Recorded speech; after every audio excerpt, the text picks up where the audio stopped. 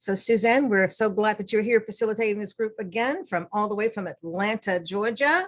So just really appreciate the time that you've invested in getting us organized to read this incredibly important book. So it's all yours now.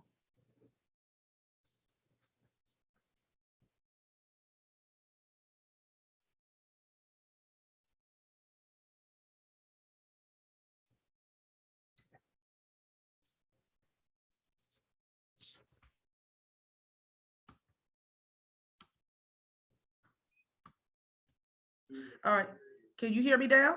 Yes. Okay, thank you. I'm so sorry. Well, welcome everybody. Thank you for coming back to share our second meeting on this book. I just want to open up with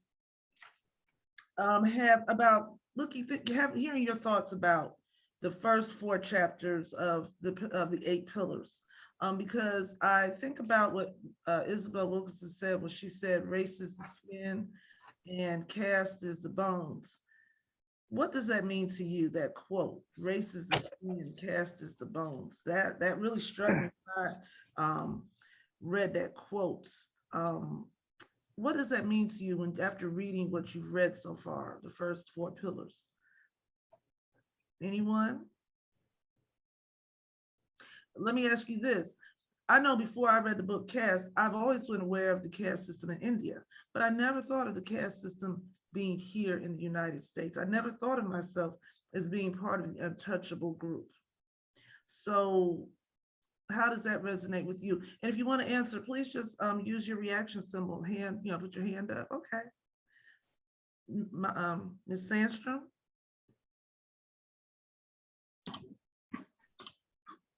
Okay, great. Hi. So I think what has really struck me kind of about your initial question is that, reading the book, I kind of discovered this thing that I've been looking for in trying to bring together oppressions that are coming from so many different sides. And we like to label it, capitalism or racism or so what I think Isabel has really kind of narrowed down in describing what we're dealing with in America as a caste system is like removing this idea that if you're racist, you're good or you're bad. Mm. Race is just a tool of the caste system that is keeping us all in a certain place. Mm-hmm, mm-hmm. And that's kind of, there's this idea that's been running around in my head, like, how do we get people to come together to understand that we're all being oppressed in different ways? And it's these nuanced like tools of the caste system, like racism, like sexism, that are continually dividing us and keeping us from understanding this big picture of how we're all being oppressed as one society. Thank you. Carmen?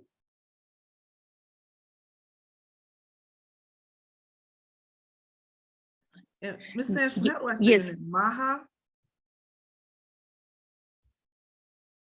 I'm sorry. Oh, she can't. Okay. Well, I was thinking kind of along, what she said, but I took it a little more literal, like that.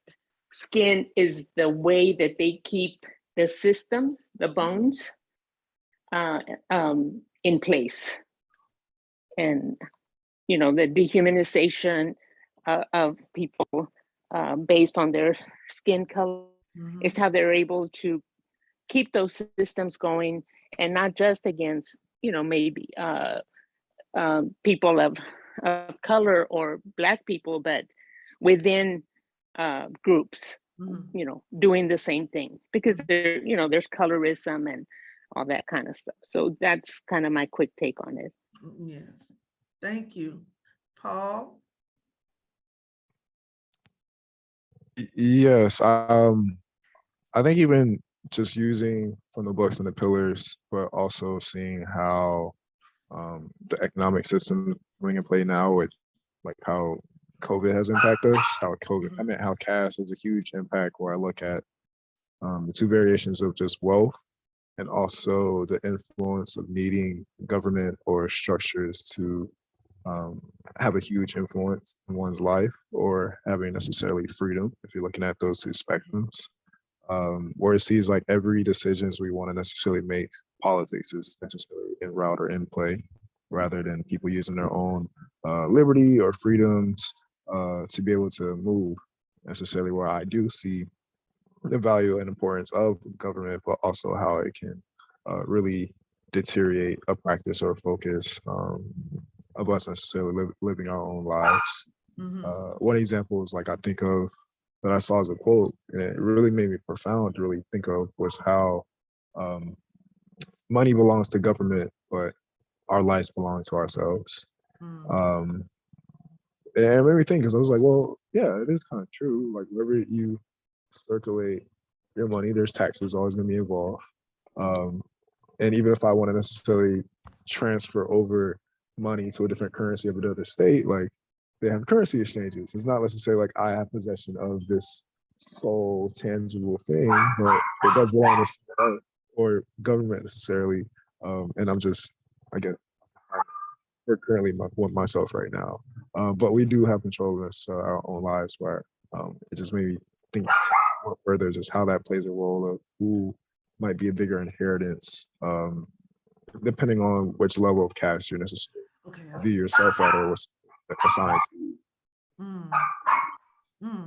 So are you saying that, because you said a whole lot of deep things, are you saying that depending on our caste, depends on our economic, what our economics and the amount of control we have over our life, depending on our caste? I believe so. Yes. For example, like say attending a venue like a sports game. There's so many pillars in play where everyone can be under one roof, but people have a different experience at this particular event. And you can have someone who's sitting in the nosebleeds of a football game, where in this area they're like, wow, I really am not enjoying myself, because you can have fans there who could be belligerent, and just because they're not able to have a good seating where you can have fights and arguments be on display.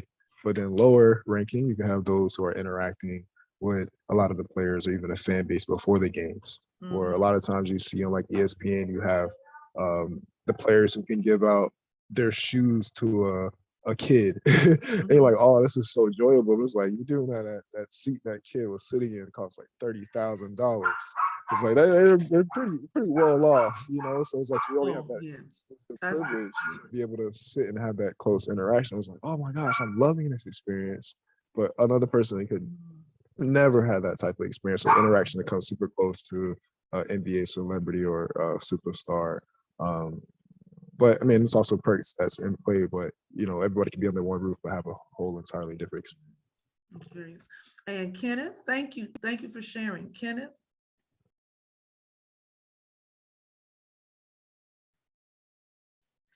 Kenneth, your go. Okay, I was having a little trouble unmuting. I had a reaction similar to yours, Miss Suzanne, when I read the book Caste. It was kind of a new concept, and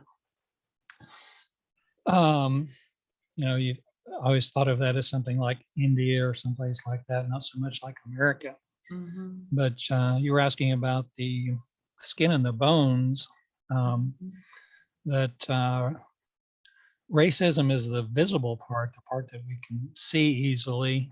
And I think one of the real benefits of Dr. Wilkinson's analysis of that is that she gives us an X-ray and looks at the parts that we don't normally look at.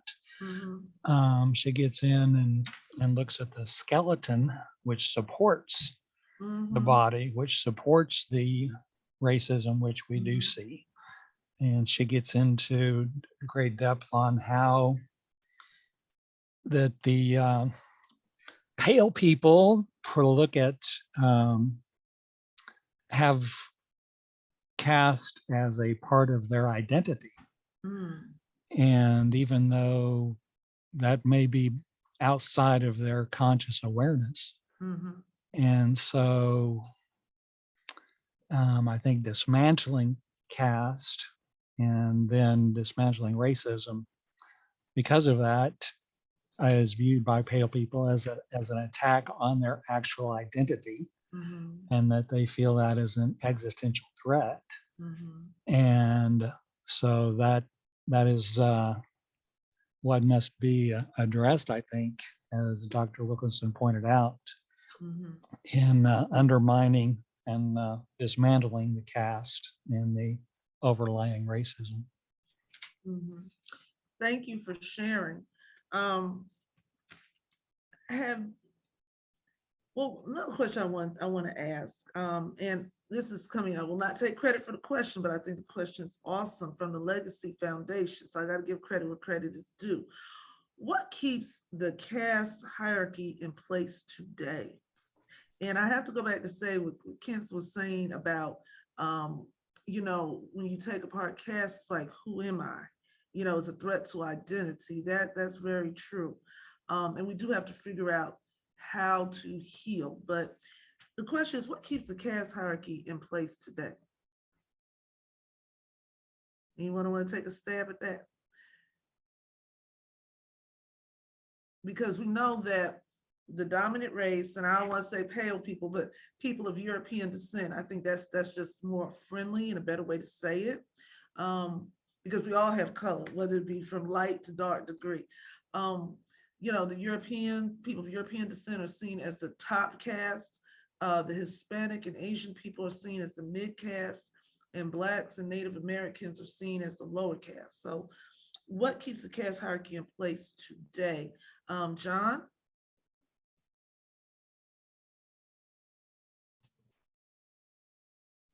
I admit to not reading a lot of the book, but I did read this section on the pillars. I didn't read it not because of interest. It's just I'm not a big reader, and I've had a lot of things going on to prevent me from reading. But to try and answer your question, I looked at parallels from the book. It's stamped from the beginning that there was always constructs that the dominant class / caste was trying to exercise to keep their wealth and power in place. So if things changed a little, well, they would a century later modify what they did before to say, well, that's not quite right. We're going to remodify this and now define it like this caste. Well, it's defined by the mother now. It's not defined by the father anymore. It's defined by the mother. So that means, well, yeah, the slave owners can impregnate the women, and boy, that makes more money to them. And it also keeps them in power. And you can build the walls of casteism and never break out. And so it's always, I felt, built to retain power and money. And that's why I would say why it would be kept today, to the degree you can keep power and money. The people that have power and money want to kind of define it so that you can keep power and money. Yes. And I have to say this, that caste is alive and well. I know for a fact, and talking about the wealth and the money, and just separating the people, I'm thinking about how I know of a situation of a person who's part Asian, part white. The person looks white, but on their birth certificate and how the government identifies them as Asian. And I was like, wow, it's alive and well. I saw another case where a person has a Hispanic mother, a white father, and that person is identified as Hispanic. So it does keep the power and the wealth. You made me remember that. Carmen, then Kenneth. I think their hands were up from the last time. Oh, you think it's from last time? Yeah. Okay. Can I make a comment on this one, Suzanne? Of course. Okay, so what in regards to that question, this is what crossed my mind, and with all the reading too, is that there's a conditioning process. And if people are not aware that they're being conditioned, it becomes normal. And I think that caste has been normalized by those in power, projected onto those who are of the caste system. And so, and it all entails keeping that power. And another thing too is that sometimes there's not a self-knowledge that you're in that conditioning process, because there's not a lot, no one's talking about it. So there's a lack of education. Like what we're doing today, people did not have access to talking about that. And if they did, they were almost afraid to talk about it. I mean, I think there was an awareness that this is happening to me, and I don't know why that's happening to me. I don't know why, you know, I got to drink out of that water fountain that says black, or that, you know, I can't drink out of the one that says white. So you just kind of like, you just kind of fold into, okay, I need some water, so I'm going to drink out of the one that says black only. It's a conditioning. Yes. And you don't dare step over the line of that conditioning, because in your knowledge, you are aware that if you do, something probably is going to happen that's not going to be good for you. Right. So you don't seek education, you just seek to not be in trouble, is the easy way to say it. Yes, yes. Let's see, Kenneth or Carmen, does their hands, or is their hand up from before? Are you guys, I'm not real sure. Carmen, is your hand, I'll just ask. Is your hand raised from the last time, Carmen, or from another question? Okay, she's fine. I'm sorry, I had taken it down and then I put it back up. Oh.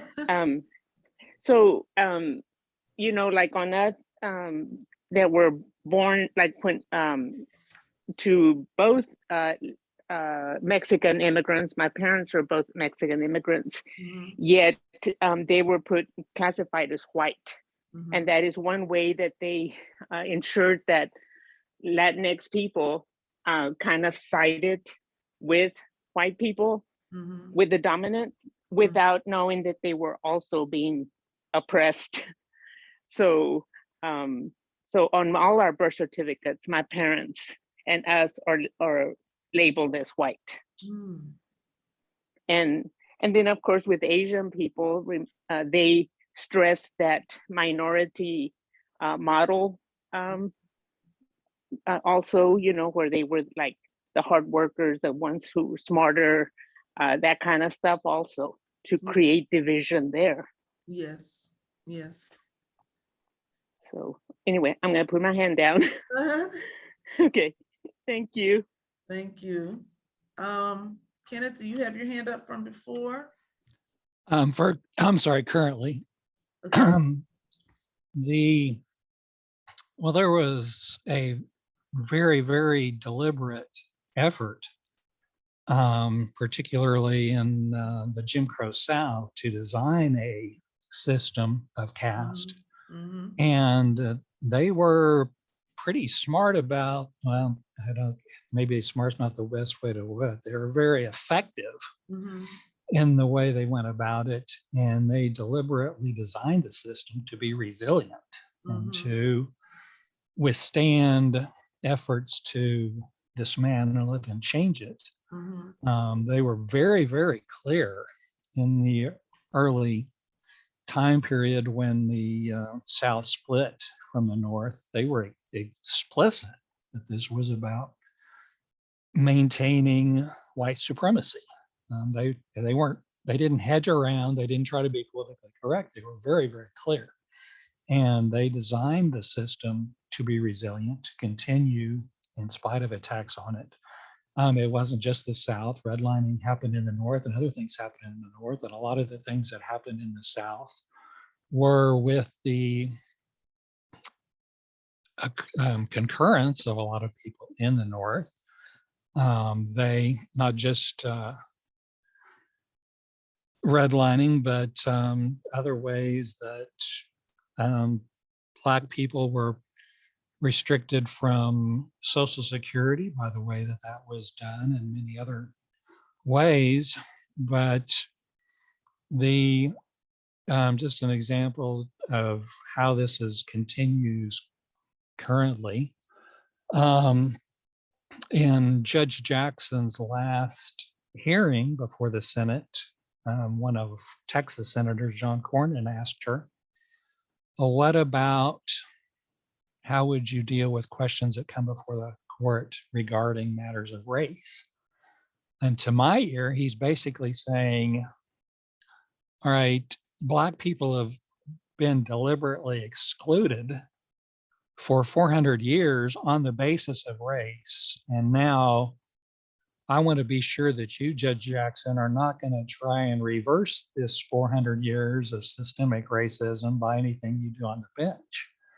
And it's just, I mean, he was much more subtle and much more coded in the way of saying it, but I mean, that's what it sounded like to my ear. So it's still, I mean, right up to this day, desire to continue this caste system and this white supremacy by people like Senator Cornyn, who are in power. And it's going to be interesting to see the way they are attacking her today, and will attack her in the hearings coming up. Yeah, good point. Good point. You said they were deliberate in how they, you know, maintained racial divisions. I think the thing that I think about when you bringing that up is how the slave owners could have children and then just decide their property. That's just such a loss of humanity. I mean, that's just beyond racial division. That's just a loss of humanity. But thank you for sharing. And I'll be watching Kenji Jackson's confirmation hearings as well. Eileen? I wanted to mention her her hearings, the same thing that Kenneth was saying, but I also wanted to just share something that I remember from in the early 60s. We lived in Maryland, and we were moving to Upper New York State, my family, and I was a little kid. And my father's driver's license, as most driver's licenses at that time, identified race, but they didn't have pictures of people. Okay. And so, I mean, it was therefore very, in my family, it had been an issue that my father's race was somehow listed as white, even though my father was not light. He was very red-skinned, sort of, but he was not a light person. But nonetheless, his driver's license from Maryland said he was white.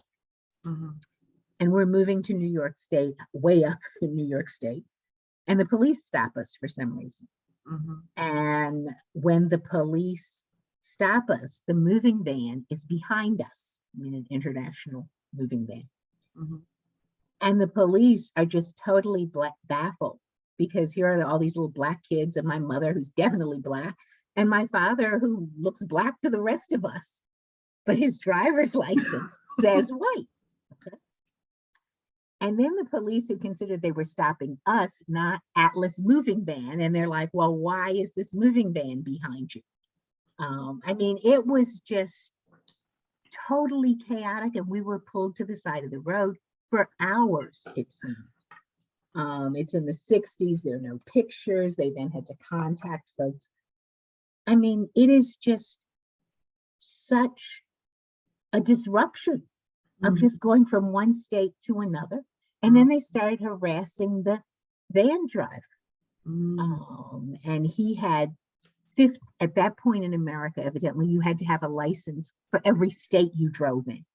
So he had 50 licenses. Wow. And I mean, it was, race in America can be so difficult. Wow. Kate, are you finished, Eileen? Yes. Kate? Hi, everybody. Hi. As everyone is speaking, I hear, you know, how deeply embedded all of this is, you know, so you do, like, you have the surface, the skin, and then you have the bones of it. And then you have the rest of it being supported, you know. As I was growing up, I was taught civil rights was over, you know, that it's not a continuing thing. And I kind of believed that for a long time. And I'm seeing now that it is, I know, like Evelyn and Paul and John, you know, I feel like a broken record, because I feel like maybe the costumes have changed, but there's still, it's so, like Evelyn was talking about, it is so deeply embedded that we aren't always aware that we have been programmed from the start.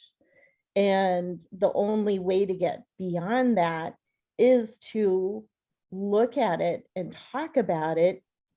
And with so many people, as John mentioned, like asking questions in code, trying to squeeze out, how safe is my supremacy at this point in time, and trying to package it nicely so it sounds like something else being looked at.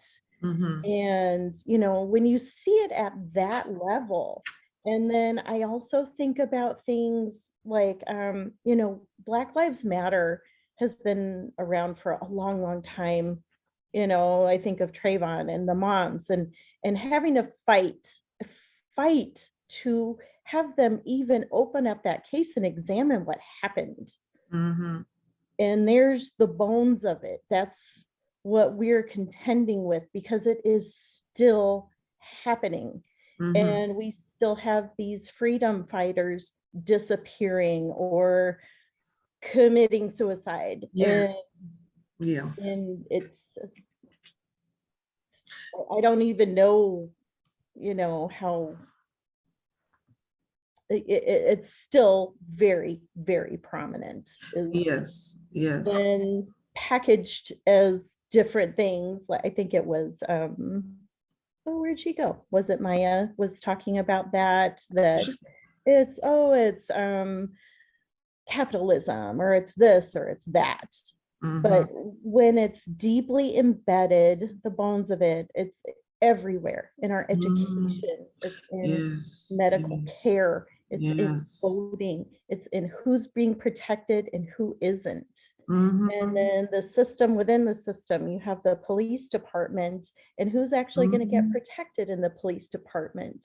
And so when I guess going back to the bones and the skin, I think of that, and they need each other as well. Because the skin, the race is really the covering of caste. We've always talked in terms of black, white, red, yellow, and there's really no such thing. It's an American construct. We know, again, talking about the police, if you ever, I think about the book I read, The Cross and the Lynching Tree by James Cone. The police exist for the protection of white civilization. So therefore, that's, and they, even though they don't want to admit it, because see, if you admit that you in 2022 are attacking people because of the color of their skin, and you believe that you're inherently supreme, then that challenges who you are as a person. It challenges whether or not you're a good person or a vile person. And so much of the psychology of white supremacy is to, I'm a good person and nothing I'm doing is wrong.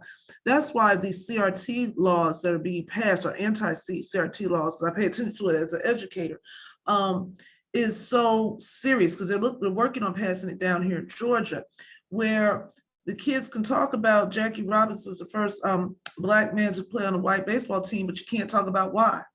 You can talk about Rosa Parks went to jail, she refused to give up her seat, but you can't talk about why. You cannot talk about history if you can't talk about the why. You can talk about Harriet Tubman, was an abolitionist. She freed over, I want to say over 200 slaves. I know it's more than that, but I'm just going to take that number. But you can't talk about why. You can't tell half truths and say that you're healing. So that's why the anti-CRCT laws are so serious, because you want people to believe everything is okay. Everything is neutral. I'm reading these laws. They just passed a law in Arizona where if you are filming what the police are doing, then you could be put in jail. If you're 8 feet, you could be put in jail. In New Mexico, they're rolling out new social studies curriculum where they have taken racism, the vocabulary word racism out, and police brutality. But right next door, you're going to jail for filming anything that the police are doing. These are serious things, and that's how caste is embedded. Caste is embedded when you have Black, because I think about, I'm going back to thinking about how they talk about how caste, you can never work your way out of caste. And it brought to mind, just in the times that we have spoken last month, there's an artist that was interrogated at a bank in North Carolina because of a huge deposit he was making. And the teller was allowed to say, well, I have a feeling, she had no basis. It's her unconscious bias. But see, we're not allowed to talk about that because then it makes people feel bad. So there is no way to heal if you're not allowed to talk about what's wrong. I think about a doctor, and this happened, I want to say late January, who was questioned because she was trying to deposit her signing bonus, which was $16,000. And they just didn't want to believe it was hers. And she was very hurt. And a young store clerk around the same time was held by police. I want to say it was in Wisconsin for trying to cash his $900 check that he went to work for. But all this is unconscious bias. But yet but they're passing laws that say that we cannot talk about it, because if we talk about it and I feel guilty or feel bad, then you're breaking the law, which is absolutely ludicrous. I think that the CRT laws, because it ties in with caste, speak to white supremacy. That's white supremacy right there, that you can go and pass a law talking about how you feel. But what about the Black and brown children? What about the Asian children? How do we feel about things that happen to us? Oh, it doesn't matter as long as we feel okay. I challenge it because it speaks to your lack of humanity. When you talk about, well, I don't want to feel bad about anything that happened. That's ridiculous. That's a lack of humanity. You're going to have to own that. And you cannot heal that way. Down here in Georgia, as the law is rolling through the General Assembly, we speak real fast in class because we know that there's going to be a day we can't say it. I had a child say, yeah, Jackie Robinson, he integrated baseball. I said, well, why couldn't he play on the white team? He said, because of racism. Racism is why he couldn't talk about, why he couldn't play. So he integrated. I said, that's important that you acknowledge that. It was important for me as a teacher because I know that when they pass that law, I can't say that. You understand? I could be in trouble for that child acknowledging that racism kept Jackie Robinson and many others, Satchel Paige, from playing on predominantly white baseball teams. So I believe that law is going to be overturned eventually because it's an unjust law. I believe it will be because you can't tell half truths. Caste is a therapy. This is a therapy session, how to heal. And you can't go to therapy and talk about, well, you know what, let's not talk about that because that'll make me feel good. Let's talk about this. That's a lie. That's delusion. And I think that it keeps white people from becoming better people. It keeps us from healing as a nation. It keeps Black people from becoming more aware and better people. It keeps all people from becoming better people when we do not confront the truth. I'm trying so hard to get to my syllabus. It's going to be seeing me looking around my phone and stuff. I need to, could I just make a comment on what you said about your I'm sorry. classroom and, and encouraging the kids to call it what it is, racism. That's what I was alluding to when I was talking about education a few minutes ago. You're educating a generation of young people who are coming up in a system that looks almost like Jim Crow South. It's reverting back to that. And for them to have the tools of the language and the power to know how to interact with, because they have to interact with it, but to overcome it is powerful. And then I want to go back to that banker in North Carolina, the young man who went to withdraw his own money. As it stands, the banker was an African-American woman. And I was talking about conditioning a few minutes ago. That's the process. She sure was. That's the process I'm talking about. When you're conditioned into the system, you do what the system says. And that is so very unfortunate. She asked the right questions, but she just could not believe that he had that much money. That's the system. It's the system, but it's also has to do with her own upbringing to me. Because I would never question that. I wouldn't question that because I know that Black people make money, honestly, honest money. So I, as an African-American, would not have questioned him. So I think it has to do with the system, like you're saying, and also upbringing. And I would also say it's geographical. Maybe had that happened in California, he would have gotten his money, no questions asked. Or New York City, maybe. Yeah, but you're talking about where you're talking about the home turf. Yes. all this stuff, you know? And so maybe she was not brought up in that area. Maybe she was brought up in the area. We don't know anything about her basically, you know, and I don't see that she's offered an apology or she feels sad about it or anything like that. Yeah. I'm kind of tracking to see just what persuaded her to respond to him like that, you know? It's a lot of, and you know what, there is a lot of self-hatred that people don't, because caste causes people to self-hate as well, and they don't realize it. I think about, and I'm gonna go on to another question. I think about a friend of mine, and it doesn't matter, but it didn't matter what the color the person was, but I think you remember Christmas in Wisconsin. The man drove his car through the parade, the Christmas parade. I think it was right after Thanksgiving. And I remember saying to myself, like so many of us African Americans do, oh my God, I hope the person was not Black. Oh my God, because it was a suburb of Milwaukee. And a lot of white people it was predominantly white, it's actually mixed. And my thought was, oh my God, I hope the person was not Black and trying to be a Black man. And I shared that with a friend of mine. And I said, you know, it really shouldn't have mattered what color he was. I said, but it's just that they're going to paint us as being bad. And she called me on it. And I'm more conscious of it. She said, that is what we call internalized racism. She said, I don't care what color he was. She said, I don't care. You know, she said, it doesn't matter.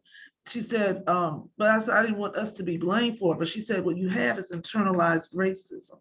And I accept that. You know, ethnic image, somebody said, yeah, ethnic image. Yeah, it's like, oh my God, a lot of us African Americans, because of what has happened in caste in this country, we tend to say, oh my God, don't let the person be Black who did this, don't let it be Black. So if it turns out to be white, we're like, yes, it's not us. Because we feel like because it has happened, we feel the wrath. You know, look at Tulsa. Look at Rosewood. They were innocent, but they were falsely accused, and the wrath came down on the community. So it's internalized racism. I'm looking at another question. Like I said, I'm trying to get back to the one in my syllabus, but I can't see it. One of the questions I asked. So Evelyn or anyone who wants to bring it up or read the question for me, I would love that, because I want to get away from what I put on the syllabus. The question or the pillars? But it was like, how has caste, it was a question I asked you all, number 1 or 2, that I don't want you to think I'm ignoring that question I put out there. But when you find it, you just let me know. Yeah, here's one that you said, what impacted you most from the reading? Yeah, and I think we shared that. Okay, and the other one, let's see, oops. Did you ever think of the United States being a caste system? I think you might have talked about that a little bit too. We talked about that. So I just want to make sure I stay with what I put out there. And the other one was, how has the United States caste system impacted your life? Oh, yeah. Yeah. Or has it? And you said, or has it? Yeah. I'll start, and I would love for other people to share. I'm conscious of where I go, I'm conscious of the neighborhoods that I'm in, being that I do live in the Atlanta area, being that, you know, I am conscious about being one of the few Black people, if I'm going to like somewhere in the mountains, I want to know if there are going to be other Black people there for my own safety. That's how caste has impacted me, just thinking about my safety. One of my friends who is white, she's a dear friend. She said, she said, Parker, you know, once before all this racial stuff started coming to light, she said, oh, you just overreact. But then, as you know, these incidents with Black lives, with George Floyd and other racist events have come more to her attention, because she's a white lady raised down here. She says, she says to me, you know what, there are a lot of Black people. I want to go on a train ride in Georgia, North Georgia mountains. She said, oh, there are a lot of Black people in Blue Ridge before you ask. So that's how it has impacted me. I have to know if some of my people are going to be there, especially if I'm in rural areas, for my own safety. I think about how Maya, did I say it right? Maya said how, as a white woman, she never thought about where she went. She always felt safe. You said that a few conversations ago. And I have never felt like that. I always have to feel like, I have to know where I am. My daddy raised me like that. When a Black man was beaten to death in New York City in 1981, Willie Turks. I remember my daddy being angry that next morning after that he was beaten to death. He was in an Italian neighborhood. And my daddy looked at me, he said, you must always know where you are. You must always know where you are. And he didn't know where he is and where he was, and that's why he's dead. And I think that's something that has stayed with me all of my life. So that's how caste has impacted my life. And I'll turn it over to anybody else who wants to share. Maya? You want to share? You had your hand up? Yeah, thank you. So I initially was going to respond to what you were talking about with the woman who had taken, and I'm forgetting his name, the director for Black Panther, who had reported him, and part of that too might be more rooted in fear of like losing her job, right? Maybe part of it's internalized racism. Maybe part of it is just like feeling feeling the need to overreact or over respond or be as by the book as she possibly could, because she is a Black woman working in a professional area, right? Working as a teller in a bank. Oh yeah, So maybe she's trying to like check all these boxes because she's not going to get leeway like a white woman would. So I think it's so nuanced, because just like Kate was saying earlier, the caste system is so ingrained. It's everywhere, and it touches every facet of our lives. But to answer the syllabus question, my response is more rooted in economics, like we've kind of been going back to so often, in that like I was raised in, I guess like a poor to middle class family. We never like wanted for food, we never wanted for clothing, but we never had like, the name brand stuff, and we ate macaroni and cheese quite a bit. And like, so I always have this, I have this memory of my dad just like speaking so highly of the man who ran the hospital system that he worked for, and just, having this like deference for him. And like, we had never met him. It's not like we were intimately involved with him and his family, but there was just this idea that like anyone who made a certain amount of money or had a certain level of power or prestige, that they were to be like looked up to. I really never understood that, but that's the framework in which I was kind of raised in. So like having a nice home, or having durable things, having a nice vehicle, or like just economic security, like for the longest time, I didn't think that was available to someone like me from a family like mine. So it took a lot of unlearning and a lot of deprogramming to say like, your background, while I have a lot of privilege because of my race, because of what people perceive my value and talents to be, that doesn't necessarily not come with some other baggage. So again, I think like to answer my personal, the way that caste has affected me, definitely more in that like economic realm.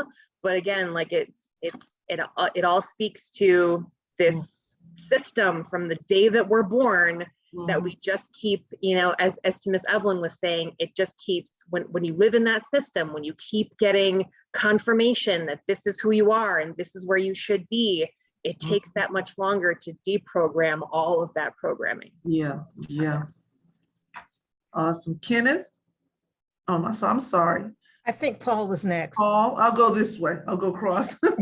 Paul? Yeah, I'll speak the answer and also how it segues to a previous question, where I say we also contribute to upholding the caste ourselves. One thing that has been commonly, I guess, addressed to myself, where it can be used as a compliment or a surprise. But I also just take it just as a grain of salt now. Just when people come across myself, they're always just surprised and shocked. They say, wow, you're an African-American man, doing X, Y, and Z. Where it's a bit of surprise, which is like, wait, you don't have kids, you don't have this, you've never been in jail, all this other stuff. Whereas like the first thing that comes to mind is more so derogatory, or maybe what they've been seeing, like status quo images that you see of Black men or Black males in this country, because they just haven't necessarily seen someone profound to be able to be ambitious and I guess scholar, just things that aren't the norm. But in that case, sometimes it can feel isolated, or I used to feel that way, but now just being involved in spaces or even cultivating myself, you're able to see other people share similar stories and sentiments where it could come with some pressures at times, where you can have opportunities to succeed, but people necessarily want to not let you succeed in a manner of me explaining it where I use the analogy of like there was a money tree, but the second a penny came out of the roots, grab the penny out, or we're not able to allow this tree to actually grow into the amount of money that it can go into, or we take the initial investment out all because we saw something was given back in return, rather allowing it to continuously grow, or it can help fund and support different things. And it sucks to an extent because I'll say for myself, where being amongst a lot of my peers who are now, let's say, starting and having families and children, which isn't necessarily a bad thing, whatever, love it. But I'll say sometimes people aren't necessarily creating the spaces or cycles that you're not able to provide the life and even the quality of living to a new child that you're able to now look forward and take care of, that either you necessarily experience yourself. Where, let's say, I can go to the store and question if my child is asking, can I purchase this? And your instinct is saying no because you can afford it. Whereas like for myself, I want to be in a predicament where I don't, of course, necessarily want to spoil my child, but I want to say I want to get to a place where I can afford this opportunity or something I necessarily can do.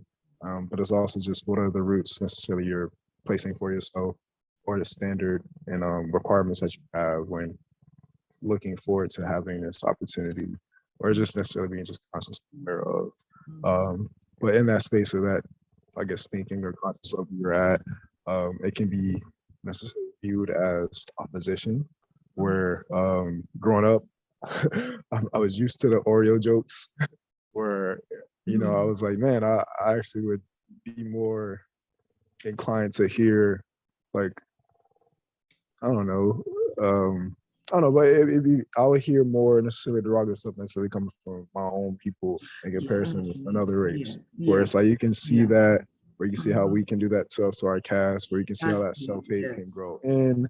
But not necessarily people like to attack that person, where it's like you can't give this person who necessarily might be successful, but you'll give someone who doesn't necessarily have any ounce of success as many chances as you want to see come from their lives. And not necessarily to judge, but a good example that I remember happening last year was this lady who had super glue in her hair, and over like $200,000 was donated to her. And within a month later or so, like she was pregnant with like her sixth child. And like she purchased like some BMWs and all sorts of stuff. And like this person literally got media publicity from ignorance, putting super glue in your hair. And then the amount when this person had money in there, like money from it, they perpetuate a cycle of just like low quality. I'm just like, you know, imagine people who necessarily can use that investment to actually, you know, build a community or support black businesses and whatnot. But like, this is not something we for ourselves are interested. Yeah, thank you, Paul. Carmen, thank you. I'm gonna come back to that, but Carmen.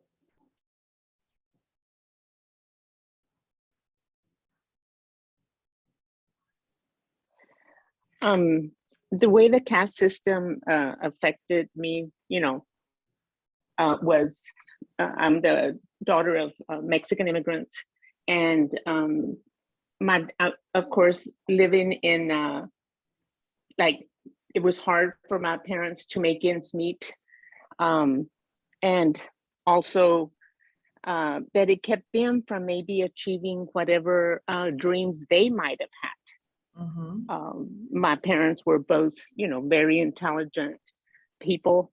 Also, I think it affected, you know, because you hear the term dirty Mexicans. So my mother, I think, always, like we would live in a rent home and we'd have to keep it like super clean, even though the floors were, you know, the linoleum was cracked. And I worked really hard in school, you know, to be that immigrant, you know, that wasn't going to bring shame to the family, I guess, you know, kind of in my head. Just those little things, you know, always striving for perfection. So, and those are things that we didn't realize, you know, were happening. Plus the assimilation part of it. we weren't allowed to speak Spanish in school. We would be punished. And this is in Texas. In second grade, the teacher divided us up, all the white kids on one side and all the brown kids on the other side. At the end of the school year, she moved me and another friend over to the other side, you know, like, because I guess we'd proven ourselves. I don't know. But that was a perpetuation of, you know, letting us think that we were less than and that we didn't deserve to be on the other side. At times, the inhumanity of people, like my father had surgery and he was working as a ranch hand, and the rancher just came and told him, you got to pack up and go, like a day after his surgery. I mean, that he'd been home because he couldn't have a sick man at the ranch, you know, that kind of stuff, you know. So it's just, you know, like there are small things that I've had to unpack now and understand, you know, what was done. I graduated second in my class, and now Sonora has had a history of where if it's a white kid and a Latinx kid, there's a dispute or they make them co-valedictorians. Oh yeah. Or, you know, and so now I'm wondering, was I supposed to be valedictorian and not salutatorian? You know, so, and not that it mattered in the long run, you know, but, you know, but anyway, it was just little things. Thank you. Guys, we have time for maybe a couple of more questions because we have to stop at 1:15. We have another meeting at 1:30. Yeah, I'm keeping an eye on the time. I'm keeping an eye on the time. Okay. Kenneth, thank you for sharing. I hope I remember all the things I want to address. Kenneth, and then Miss Eileen. So Kenneth, then Eileen. Okay. As a European American, I would very much like to defer to Eileen and Evelyn, who both have their hands up, and then come later if that's possible. I'm sorry. He's going to defer to me and Eileen. Okay, Eileen.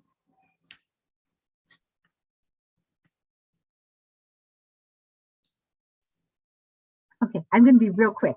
And this is two separate things. The first one is I've started looking at Handmaid's Tale again, because the Handmaid's Tale shows on a different level what happens in a caste system of women and their objectives and what they want to achieve. And, you know, I've forgotten which network it comes on, but just where there is so much oppression, but how you can try to interact with people of different castes. And I'm talking in terms of the women and the rape of the women and just what's necessary.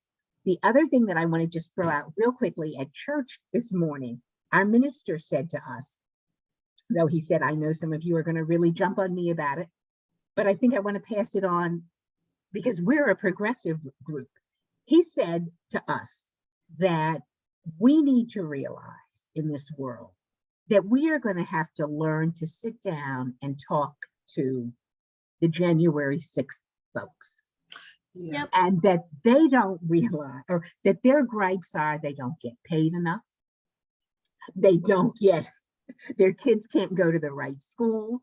They work at jobs where they're not recognized, that they're angry about people of color taking their jobs. They feel powerless. They feel, he said, isn't that what we're angry about too, to some extent? And I thought to myself, at a Move On event, to understand that we've all got to learn what brings us together. And I mean, I don't have any answers yet to that. And I know I don't think about sitting down with January 6th. Okay. But we're going to have to eventually. We are. Yeah. Evelyn, do you have your hand up? Because I was Yeah. before I say something. Yeah, I'm going to respond to that last question. How has the United States system impacted my life? And I'm going to take it from a different angle because I have had the opportunity to live in Mexico for 2 years and in Germany for 6 years. In Mexico, I saw a little bit of the caste system, just a little bit. In Germany, I saw a lot of the caste system. And because I was there as an educator and otherwise, I saw it in the education system. And I talked to students who were at the university level, and you just learn a lot from the culture by talking with the people within the culture. And then from my church that I was attending to, from the German mothers and from mothers that were from international mothers, because our church was an international church. And this is what they say. German mothers, if you are born poor, you are automatically in a caste system. They use the word caste. We don't use the word caste. And I said, what is that? What do you mean by that? They say, for example, if my child starts in, I can't remember the names of the particular educational terminologies, but let's say they start with, we use special education, okay? They're in special education. And they might be put there because of a behavioral reason, but they don't belong in special education. They're there.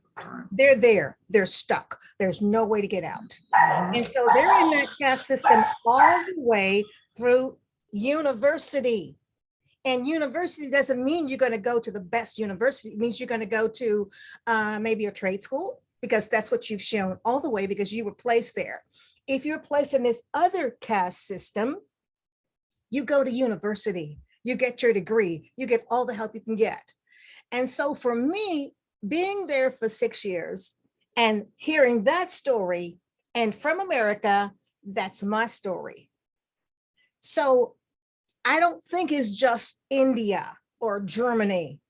I think it's so many locations that we don't even realize. And another thing too, that crossed my mind as I was reading this is that, okay, when I was doing my research, getting ready to go to Germany, I did research every single day, well, not Saturday and Sunday, for 6 months before I went. And you know, when you click on a link, other information come up that you're not looking for.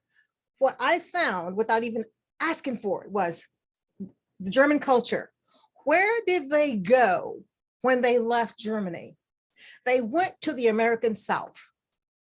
So what we were talking about, what I'm talking about, I experienced in Germany and saw in Germany, heard my kids speak of in Germany, it's in the South. So to me, I was just like visualizing and hearing what I had experienced. But it gave me a perspective though. What I had an opportunity to do there is actually talk about it.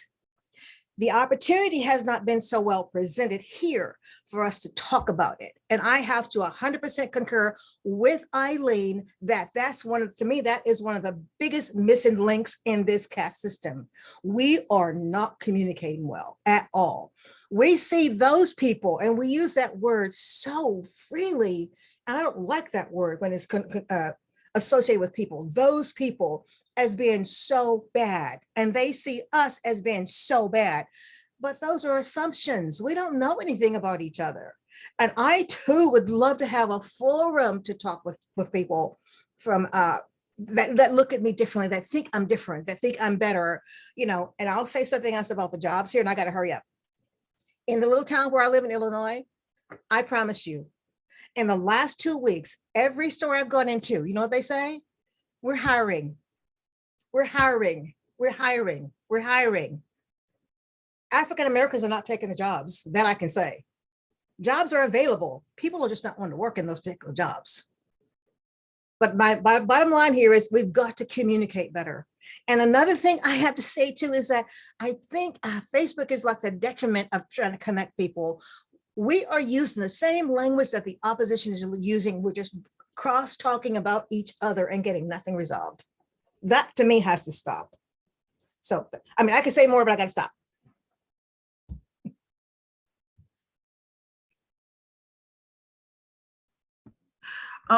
Everybody said a whole lot. I'm keeping an eye on the time. We have 5 minutes. I was thinking about what Paul was saying. Now I'm gonna go back to what Miss Evelyn was saying. as a middle school teacher, and I teach a predominantly African-American school, I will say I'm gonna give it anywhere from 3 to 5, and I'm going more towards 3. I think that will be predominantly white because of gentrification. So we as Black teachers, all on my particular team, all of us are Black, 4 women and 1 man. And we tell our boys, we've told our boys in so many words, you've got to be serious about your education. You got to watch your behavior, because one of my colleagues said, she said, we show you more grace and mercy than they're going to show you out there in the world. And that's caste, because we're preparing them because they are Black males. We have about 14 white kids and all 14 Hispanic children on our team, and about 4 Asians. So and everybody else is Black. So it's about 125 children. And caste is, but the fact that we feel like we have to warn them, caste is alive and well. When I tell them, and I get on them about that, do not use the N word. I have worked in a Black environment all of my career, which is 25 years. I never used to think about it too much until we have Trump coming along and these anti-CRT laws, and then the community is changing. So you cannot use those slurs to one another and don't want anybody else to use. And I'm very serious about that in the classroom, and I speak openly about it.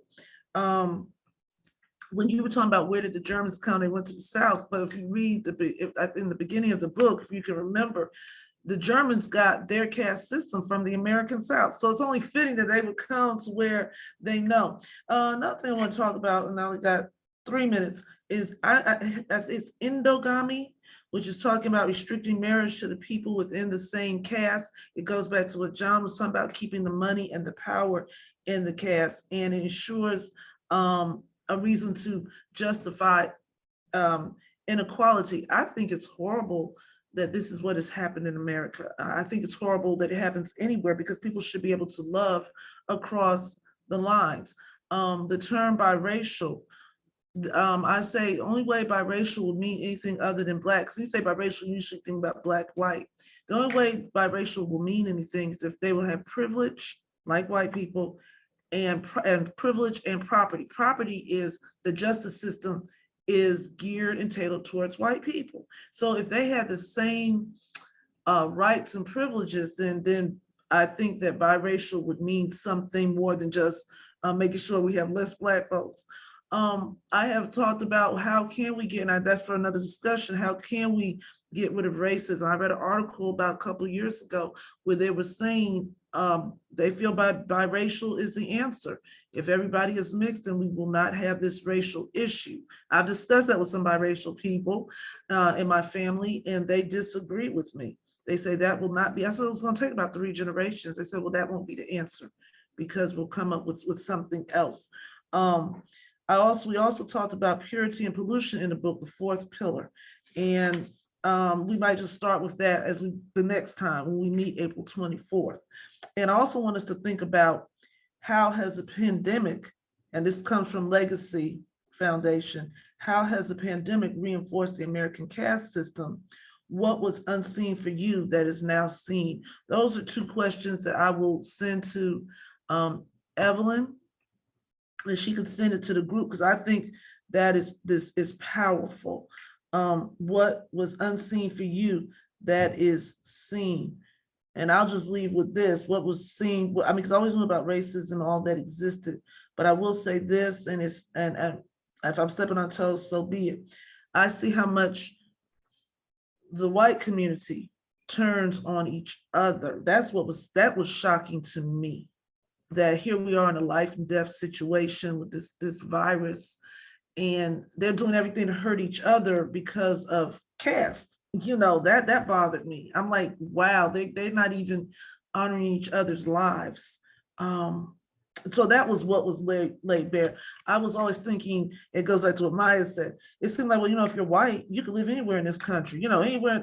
But that's not necessarily true, because of the venom that they showed each other in a very dangerous time. And the article, Washington Post has how many deaths are due to bullying. And it talked about, you know, within that caste, the bullying that went on. Don't you wear a mask? Don't you? And so many people died because they were scared to step outside of their caste. within the cast, so we can start with those 2 questions, and I will send those to Miss Evelyn. I've enjoyed today. It's 2:15. I'm gonna read that. I've enjoyed it. I want to see what she put in the chat, and I'll be very respectful of time. Thank you, Suzanne, and everyone else. Paul. Thank you for sharing. This is Paul's turf. I'm going to get out. Yeah, no, I'm sorry, this is Paul. I'm sorry. And thank you, no, Maya, no. for saying that. I read what you said in the chat. Thank you. Yeah, no, I honestly believe this is probably one of the like best like this like discussions we've had, and also just discourse. Yeah. Everyone was able to get to speak. Everybody was really intentional with just listening, and we really put up some comments, perspectives that like really are authentic and genuine beyond surface level. I'm thankful about that. So I enjoyed this. I enjoyed you all. Of course, let's all have a great and wonderful Sunday. But yeah, I have nothing really else to say. I concur, I guess. Okay. Well, so I look forward to April 20th.